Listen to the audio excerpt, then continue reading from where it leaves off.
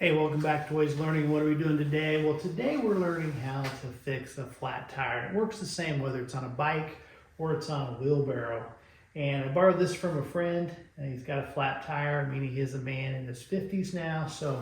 But I'm going to help him out. We borrowed it. You always want to send stuff back in a better condition than what you found it.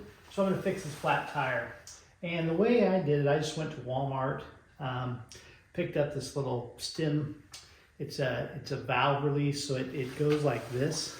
So this is the valve that sits in your stem of your tire, and it sits like this, and it's got a little tiny notch right here, and this just sits down on top of it, and you screw it out, and then when you're done, you go to the right, and you'll screw it back in. So it's a handy little tool, but works the same as it would on a bicycle. This little kit, I think it was $3 at Walmart. It comes with a little valve tool, and it also comes with 4 extra stems to put in there. So what we're gonna do is, I took the stem out already, but you just insert this in here and you unscrew it, pull your stem out, and then you wanna get it to where it's this is at the top. I'll probably turn a little bit just to get access to it. You're going to squirt this slime into the tire. Then you simply screw the valve stem back in, and then you're going to rotate the tire, spin it so it kind of gets it all moved around, and then you're going to air it up and do the same thing again. So you let gravity just kind of coat that entire tire. It's not perfect. It usually lasts for 2 or 3 years, but for $10, it's easier than taking all this off, prying all this off, and putting a new tire on. So we'll see how it goes, but I'm going to show you how to do it. So here's the stem. Simply probably can't see much. I'm going to put this in there, but maybe I'll come over here. So you simply just line this up with your stem, turn it counterclockwise. Turn it counterclockwise until the stem is free. That's all you do.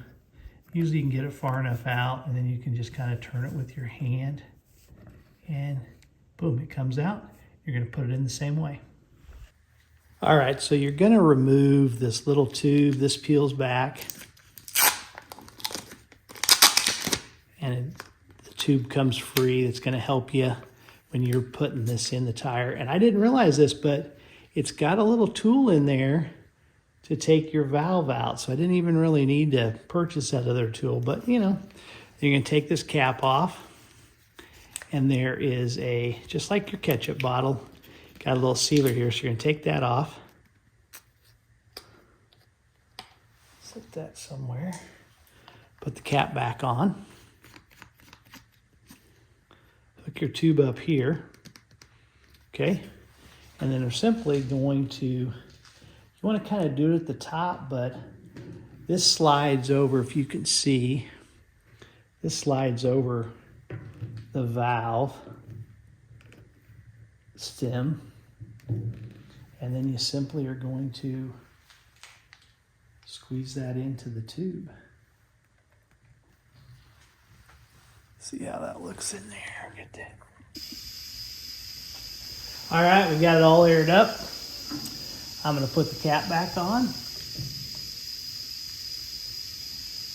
Spin it some more. I don't think you can spin it enough. Kind of let that get all the centrifugal force, kind of get it all kind of coated there. You can put water, you know, with soap on it to find out where the leak is, but I think we'll get coated. If it doesn't work, then I'll probably replace the core, the stem, see if that holds it. But I think this is gonna work. I got confidence in it.